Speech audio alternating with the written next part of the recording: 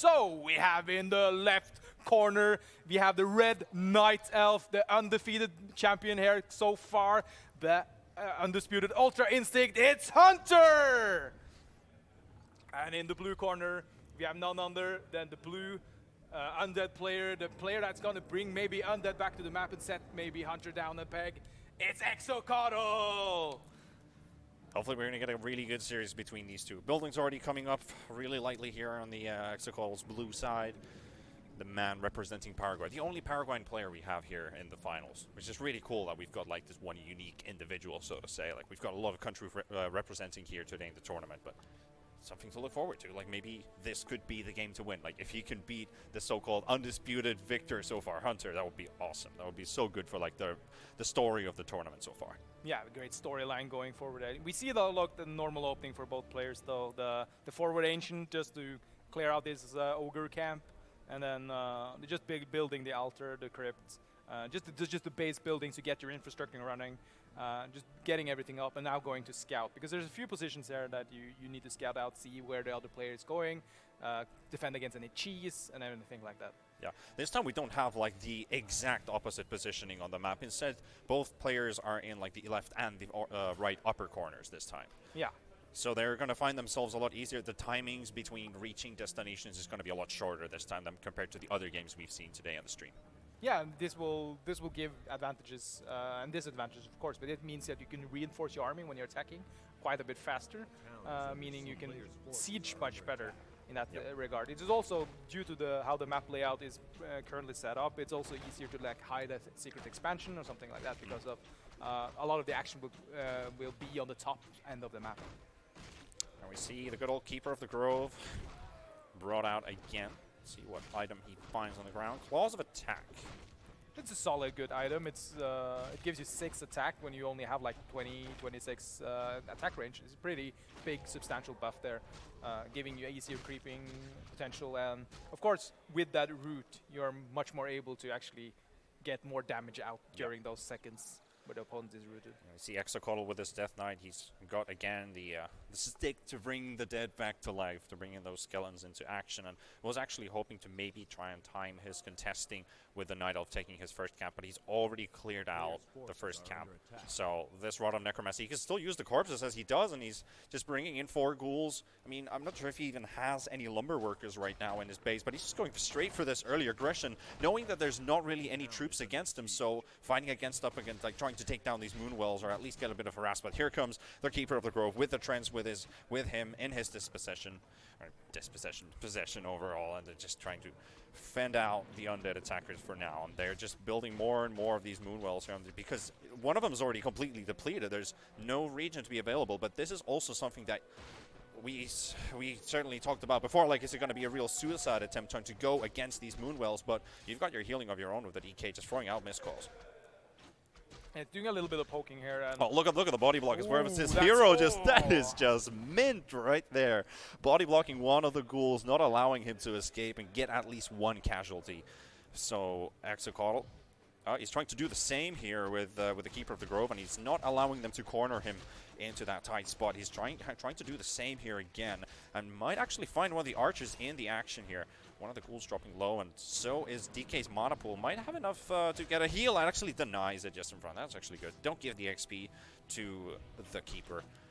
And more archers are now joining the fray as well. He's still got 4 skeletons, and yeah, he does still have skeletons available, but it's on cooldown, so he won't be able to bring out extra reinforcements here. And he's not actually spawning any extra units. He's just fighting with the ones that he has at hand, but he is only down to 1 ghoul. Those skeletons still trying to deal a bit of extra harass, but they don't exactly do a huge amount of damage, and you don't really have the force to take on these archers. And he gets the entangle onto the DK, and then we have it. The body block setup is there, so the DK is just standing still. More archers coming into play. They're going to have to try and force this Keeper on the move, who is dropping low. He's also risking it here, but he knows the DK doesn't have any mana, so he cannot harass him there, even though he wanted to. And he's down to 30 health. Should be all right here. Just kiting, using the archers for his benefit, getting extra hits and just destroying these skeletons. They don't really stand a match. Any stand like this is not really the ideal situation for XOcoatl. Yeah, even if you saw on the end of the match there, Hunter also bringing in the Wisp just to be able to cancel out all these skeletons, because there's a spell ability from this Wisp. You just kill a lot of these skeletons, even if it's a crisis. But he decided, or he didn't need to use it. But on the backside of this, though, XOcoatl has been teching. He has been building up his base. He's now upgrading his crypt, and also building a graveyard and trying to get a tech advantage. Like the thing here, though, that for Hunter's sake, he was using all of his army to just fend off this attack, which was basically just a Rod of Necromancy and a DK. Meanwhile, you couldn't scout, you couldn't unless how much is the other person building. So if there wasn't teching happening at the other side, you could be building up a large army that could push in. Exactly. We've got the first expansion coming in here for Hunter. Clears the gold mine, continues to clear out those Murlocs. And it almost looks like the little ferret wants to attack the tree there, but just amazed at the glory of the tree growing out of nowhere.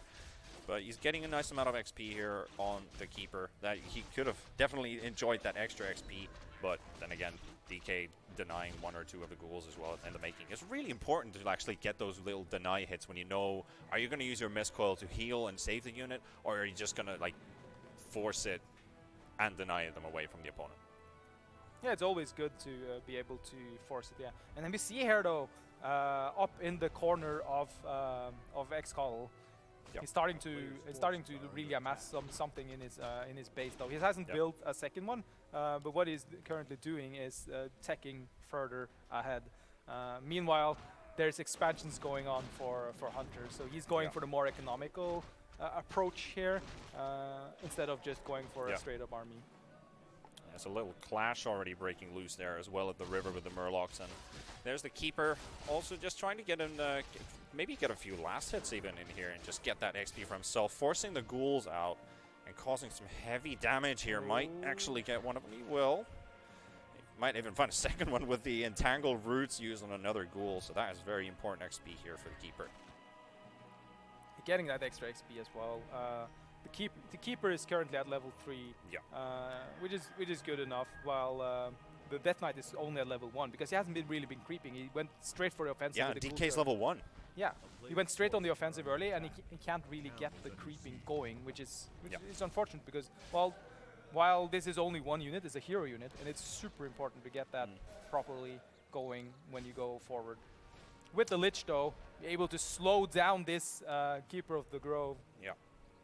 I'm trying to body block, but the Keeper of the Grove is faster. Yeah, they're like trying to cut away the escape path, but not quite getting the slows right there. And he's actually like baiting and taunting here.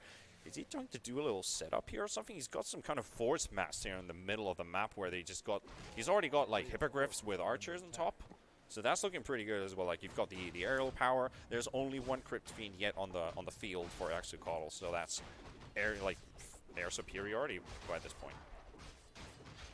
There's also the fact that meanwhile, while this Keeper of the Grove has been running around, not getting killed and occupying the army, his Hunter's Alchemist has just been farming, just getting some levels, just catching up to the Keeper of the Grove. Meanwhile, also this base that XOcoatl still doesn't know exists. So he might think there's just, well, at least this is one base. I can assume that his gold income isn't that high and everything like that. But a lot of his high hyperglyphs have not been seen yet. It could be a real shock for XOcoatl going forward here. Yeah, a real big surprise, definitely in waiting there. Maybe he's gonna make a little move here and actually run into the DK. The DK is sitting on half of his health pool right now. But if he ends up in the right spot, he just might get a glimpse. And there he sees, there's the Hippogriff Riders with the archers. So that is something he does not want to go against with the units he has right now. And what happening here right now is this Hunter's just forcing him on the run. Not quite catching him though. Chemical Rage used up as well for some extra movement speed. But no. Not going to happen this time, but he's got the info about the Hippogriff Riders now. Yeah, so that also means that you need to tech switch a little bit. You need more Crypt Fiends to actually battle this, because currently you have Lich and a Crypt Fiend. Oh, we got a Dreadlord coming as well. So going for the third hero as well, seeing as he's upgraded to Tier 3 here. But he needs something to battle these Hippogriffs. What kind of units would he presume to go? Crypt Fiends is of course good due to the fact that you can net them down, so your melee army can actually. Oh, he might actually get the surprise jump here. Oh, he gets a few hits on onto the DK. He's fine with that. But then again, one of the Crypt Fiends just gets entangled on the spot, and he's going to have to try and do something to save. And even though it seems like a bit of a futile attempt to try and actually help with that, there comes the statue into play. But the DK's rooted up as well. No, not the DK. Oh man, the root just connected perfectly, and he just punishes him and instantly tries to back out. He might lose one of those fairy dragons there, but then again, the alchemist also doing work. Another root connecting onto the lich, and lich is just taking so much damage, and it's not looking really good for XOcoatl here, who doesn't seem to be handling this fight at all. Like, these Hippogriff Riders just came out of nowhere. He didn't have the Crypt Fiends to try and fight against it, but he's going to have to try and pull up a miracle here to hold it together, because the Dreadlord, the lich is gone as well, and it's all down to just a few skeletons trying to hold the base. He does have a ziggurat, which is dealing a bit of damage, and might find the alchemist as a response though, but he does get teleported back home. But the game is still on. The game is still on, but this army here from Hunter is huge. You have nothing you can actually do against this, and your gold income is he's just burning everything on gold right now. He's on max supply with that 59, but then against a 27 on XOcoatl, he's going to have to pull out quite the something to hold himself still in this game, because it's not looking too good for the undead this game. Yeah, starting with obsidian statues though. The obsidian statues is a way to actually battle a little bit in air. You can morph them into the air variant when they're out of mana and start having something. But they're starting to get like a critical mass here of air units. A couple of air dragons mixed in, along with what seems like it's 6 hippogriffs. They're doing a mass amount of damage. And hippogriffs is one of the units that actually got buffed from Night Elf, if we didn't know this. Not because of their being underpowered or anything, just to make consistency on their HP. So it's 5 extra HP just to consistency's sake. Because it is actually an archer and a hippogriff. Yeah, it is. It's true. It's true. Clearing out another camp of Murlocs. Alchemist at level 3, looking pretty good on his end. Almost level 4, and a little encouragement here. He's only got 1 Crypt Fiend and a statue with his level 2 DK. And he's going to run into a very unlikely surprise. Here comes the Hippogriff army just rolling right on top, and they're just completely ignoring the existence of the Crypt Fiend and just burrowing all around the DK and punishing him for a second time. And the DK is gone. He has been evaporated for a second time in a row, and this army just keeps on marching onward. Yeah, the problem here though for XOcoatl is like, every time he tries to creep, he get punished. The creep camps is getting less and less because they don't respawn. They just die once and it's a big boost of XP. He can't really get picks of any of these units to get some XP, and it's just stuck with low amounts of XP here, with like 2 level 1 heroes and 1 level 2. Not much you can do about this level 4 Keeper of the Grove there, and soon to be level 4 Alchemist. There's a small force waiting in XOcoatl's base, but Hunter, he looks like he wants to blow the finishing blow against the undead here, and here we go for the fight right away. They just get the Lich held in place. Level 1 Lich, easy to take down. There's another web onto the Fairy Dragons, but it's really not stopping them at all. Another Crypt Fiend falls as well, and the Alchemist, he is the one tanking most of these Ziggurats and also the base. He does take some damage, but he is holding his ground, and he's got backup, but it is very, very hard to try and penetrate this base because of all the towers that are up there, but he's going for another offensive, holding the Crypt Fiend in place, manages to get it back. There we go, the Alchemist Chemical Rage coming into play. The Will almost takes down the Dreadlord. He is really low, but the archers can't get into range and quite finish off the job. The Dreadlord will survive to see another day, but that is a Fairy Dragon that will not escape, and these Crypt Fiends are finally starting to work out for XOcoatl, so he is definitely not showing any signs of giving up. This man is still holding on to a thread, but is still holding on to a thread strong enough to keep him in this game. Yeah, the good thing about the good thing going for XOcoatl going into this fight there. And another route as well, but there's also a forced TP trying to keep some units alive there, and then again the Dreadlord is he's just soaking up so much damage at the front line and forced to back out. But then again, he's just trying to reset the cooldown on the Mez Coil and try and keep him alive. They are doing a lot of damage though. One of the Hippogriff Riders sitting at 110 health, just needs a few more hits, but they need webs. But there are no more units really remaining. It's just the Dreadlord and the DK just fighting in the front line. No more Crypt Fiends, and what are you going to do about flying units when you have nothing to take them down? The statue also tanking a huge amount of damage, but still just trading hits. The archers are just completely untouchable because they're on horseback riding in the air. What you gonna do? Yeah, XOcoatl is putting up quite the fight though, seeing how far he is behind in terms of level and economy and everything like that. the good things going on is like both the fairy dragons and the hippogriffs are quite weak to the crypt fiends. So it's a perfect like just go mass crypt fiends, upgrade the crypt fiends and everything like that, just to be sure that you have the offense you needed. And there's no upgrades currently on the crypt fiend, and it might be something he might need to reconsider. Yeah, I'm also thinking like, is he gonna put a lot of emphasis on those crypt fiends right now? Because is it gonna like drag him along in the game? Even if he manages to hold the defense now, what's going to happen later on in the game? Are the crypt fiends just going to fall off completely if he decides, like Hunter decides to change his unit build completely from the hippogriffs? But hold on here, Panda. We see something in the mix here now. There is Chimeras. We have TIE 3 units marching in, going into flying team still. But this is going to be a big, difficult blow for XOcoatl to deal with. Chimera is a strong, tanky minion that flies. Wouldn't even call it a minion at this point, like a tier 3 unit that has 1000 health, the damage ranging around 74, 75, even without upgrades, is a real force to be reckoned with. Yeah, it's basically a flying fortress. Basically, yeah, and you've got 2 of them right now. Another camp being cleared. This is like there's only one more camp remaining to be cleared, and XOcoatl is actually trying to finish it off at the same time. And the expansions, I mean, gold seems to be still good on Hunter's end. I think he still has his gold mine up and running in his base. He's still got 8,500 on his expansion, and like 4,000 gold still on his main base. So that he's still fine for like several minutes to go. Yeah, it's still fine for the rest of the game, most likely. But this game is going to go. The first undead expansion of the day. It's coming down. It is coming. It is coming, but it might be a little bit too late. And here comes 4 flying fortresses on their way.